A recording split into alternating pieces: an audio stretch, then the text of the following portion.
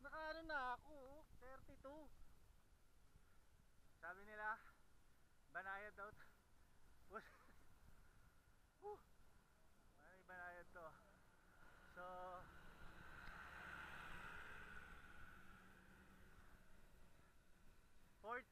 40 akyatan kilometers to highest po. Iyan o, tumorpedo. Antayin mo ako doon ha. Oo, tayo na, nahiya pa. Tingnan mo naman, paano ko na makakabulin yung mga yan?